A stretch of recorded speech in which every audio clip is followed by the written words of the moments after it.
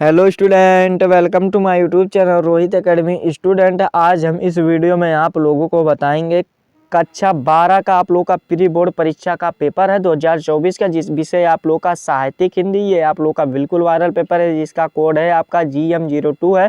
आप लोग को जानकारी के लिए बता दूं, अगर आप लोग का प्री बोर्ड परीक्षा 2024 का पेपर नहीं हुआ तो आप लोग इस वीडियो को अंत तक जरूर देखिएगा। एक क्वेश्चन का आंसर बताया जाएगा एंड समझाएंगे आप लोगों को। हाँ, आप लोगों को बता दें, अगर हो भी गया हो तब भी देखिएगा, ये बोर्ड एग्जाम 22 फरवरी के लिए भी इंपॉर्टेंट है आप लोगों का। ठीक, चलिए बिना देरी के शुरू करते हैं। समय दिया जाएगा आप लोग का 3 घंटा 15 मिनट। बोर्ड एग्जाम में भी और प्री बोर्ड एग्जाम में पूर्णांक आप लोग का 100 नंबर का रहेगा और इसमें कोई प्रैक्टिकल का नंबर नहीं मिलता है।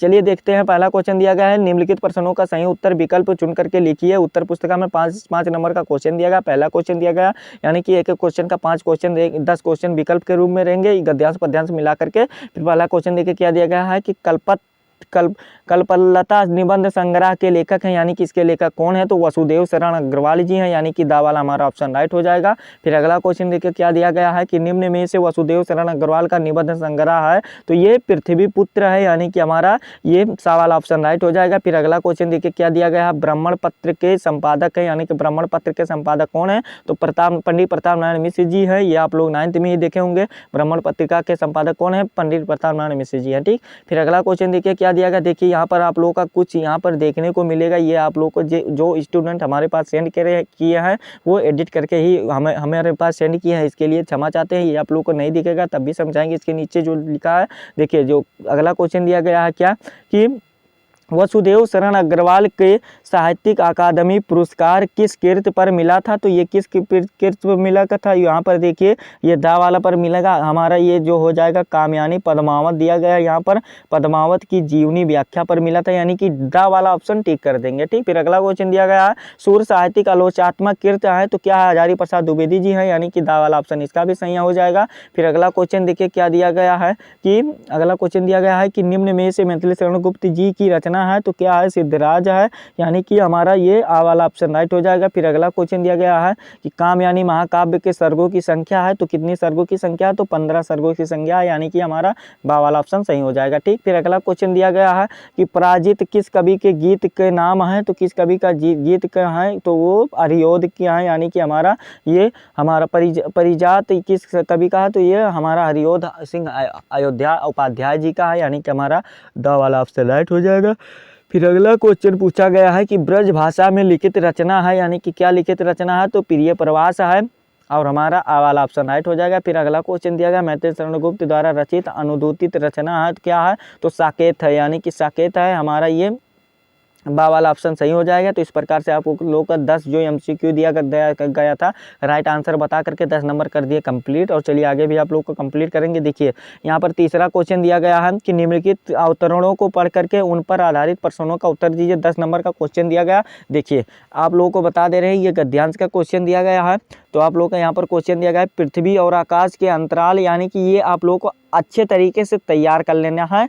तो ये आप लोग का देखिए राष्ट्र का स्वरूप नामक चैप्टर से लिया गया होगा और इसके लेखक कौन है, वसुदेव शरण अग्रवाल जी हैं। तो आप लोग का ये लेखक का पाठ का नाम तो होगा कंप्लीट। एकांकी 10 की व्याख्या भी कर लीजिएगा। और फिर आप लोग का यहाँ पर क्वेश्चन दिया गया 10 नंबर का, ये क्वेश्चन है, अच्छे तरीके से आप लोग इसको नोट करके चलिएगा। ये आप लोग को किताब में खोल लीजिएगा, उसको टिक कर लीजिएगा कि यही क्वेश्चन हमें सॉल्व करना है, तो कर लीजिएगा, 10 नंबर हो जाएगा कंप्लीट। और इसमें अथवा करके भी दिया गया है कि अगर आपको पढ़ना नहीं आ रहा तो अथवा करके भी दिया गया कि जन्म से ही को वाले प्रत्येक व्यक्ति को भरण पोषण के, यानी कि ये वाला दिया गया। तो आप लोग को ये गद्यांश भी पढ़ करके आप लोग अच्छे तरीके से इसको वाला भी तैयार कर लीजिएगा। अगर नहीं आएगा तो एक कर लीजिएगा, 10 नंबर कंप्लीट हो जाएगा। ठीक, ये अच्छे तरीके से तैयार करना आप लोगों का काम है, बताना हमारा काम है। देखिए निम्नलिखित काव्यांशों में से पढ़ करके उन प्रश्नों का उत्तर देना है, एक ही को देना है, 10 नंबर लेना है।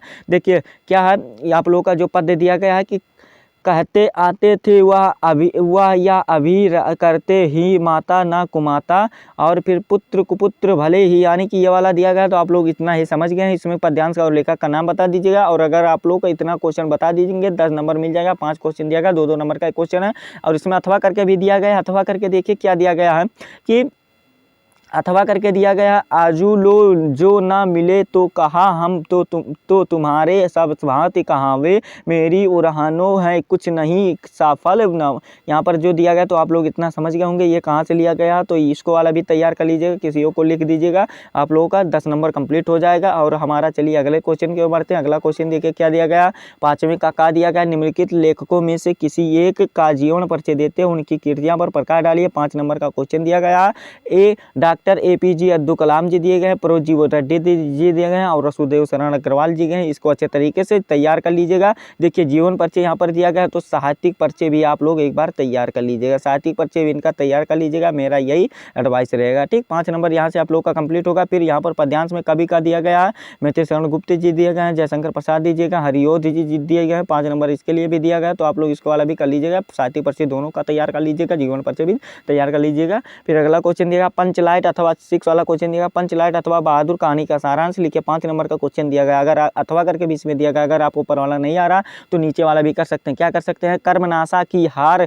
कहानी के मुख्य पात्र मेरो पांडे के चरित्र चित्रण कीजिए, 5 नंबर ले लीजिएगा। ठीक, तो इसको वाला भी कर लीजिएगा, जो आप लोग अच्छे तरीके से इसको रेडी करके जाइएगा, चाहे बोर्ड एग्जाम देने जाइएगा चाहे प्री बोर्ड एग्जाम देने जाइएगा। ठीक, फिर अगला क्वेश्चन देखिए क्या दिया गया है कि निम्नलिखित खंड काव्यों में से स्वपठित खंड काव्य के आधार पर किसी एक प्रश्न का उत्तर दीजिए, 5 नंबर लीजिए। तो आप लोग को किसी एक यानी कि स्वपठित जो आप लोग को राज्य में पढ़ना होगा, जो आप लोग को जिले जनपद में पढ़ना होगा उसी को आप लोग को सिर्फ लिखना है और दूसरा नहीं लिखना है, अन्यथा नंबर काट लिया जाएगा।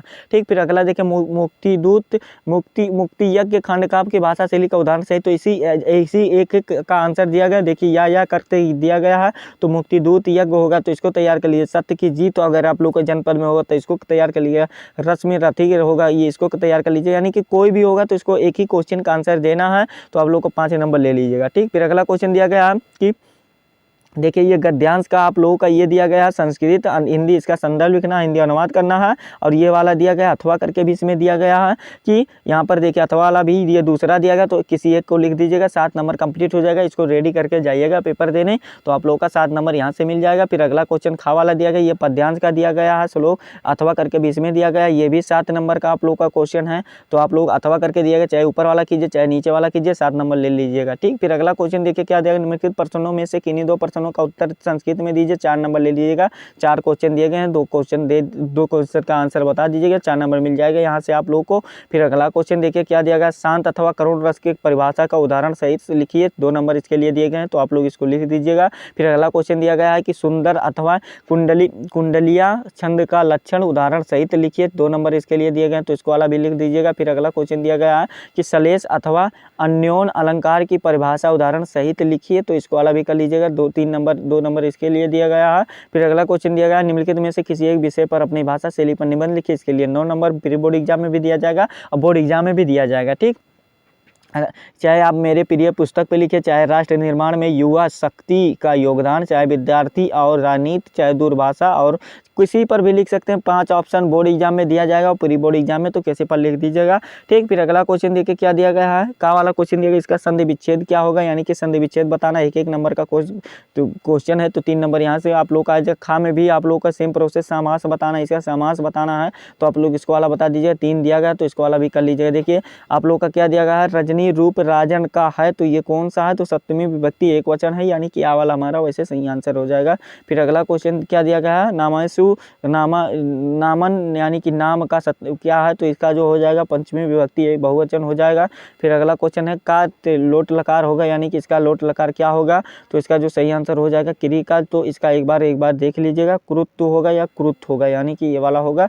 फिर आप लोग का देखिए भविष्य पथ में क्या धातु का होगा, तो इसको वाला भी देख लीजिएगा। फिर बुद्धिमान का प्रत्यय बताना है, बुद्धिमान का प्रत्यय क्या होगा, तो इसको वाला भी देख लीजिएगा। फिर अगला क्वेश्चन प्रत्यय इसमें पूछा, गत व्यायाम में पूछा गया है, तो इसका जो सही आंसर हो जाएगा तथ्यम हो जाएगा, ये वाला ऑप्शन राइट हो जाएगा। फिर अगला क्वेश्चन दिया गया है कि रेखांकित पदों में से किसी एक का प्रयुक्त विभक्ति के उसके संबंध को नियमों का उल्लेख कीजिए, 2 नंबर इसके लिए दिया गया है, आप लोगों को इसको कर लीजिएगा, आप लोगों का 2 नंबर यहाँ से मिल जाएगा। ठीक, तो तो ये आप लोगों का रेडी हो जाएगा, तैयार हो जाएगा। फिर अगला इसको तैयार कर लीजिएगा। फिर अगला क्वेश्चन दिया गया है निम्नलिखित वाक्यों में से किन्हीं दो का संस्कृत में अनुवाद कीजिए। 4 नंबर इसके लिए दिया गया है। 5 आप लोग को 6 दिया गया है, 2 ही को करना है और 4 नंबर लेकर के जाना है। तो यही आप लोगों का देखिए पेपर था, ये बिल्कुल वायरल पेपर है आप लोगों का। ठीक, तो अच्छे तरीके से आप लोगों को समझा दिए हैं, बता दिए हैं और आप लोगों को ये बता दिए कक्षा 12 का ये साहित्यिक हिंदी और ये बिल्कुल वायरल पेपर था। अच्छे तरीके से समझा दिया और बता दिया आप लोगों को। हमारा वीडियो कैसा लगा कमेंट करके ज़रूर बताइएगा। अगर आप हमारे चैनल पर नए हैं तो चैनल को सब्सक्राइब कर दीजिएगा, बेल आइकन को भी दबा दीजिएगा और इस वीडियो को कक्षा 12 के जितने भी स्टूडेंट हैं उनके पास अधिक से अधिक जरूर शेयर करके पहुँचा दीजिएगा। ठीक, चलिए मिलते हैं नेक्स्ट वीडियो में नेक्स्ट टॉपिक के साथ। तब तक के लिए जय हिंद, जय भारत, वंदे मातरम।